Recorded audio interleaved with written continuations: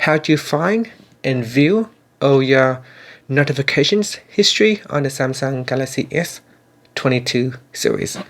So let's say if I have received some notifications, it is recorded in my history list.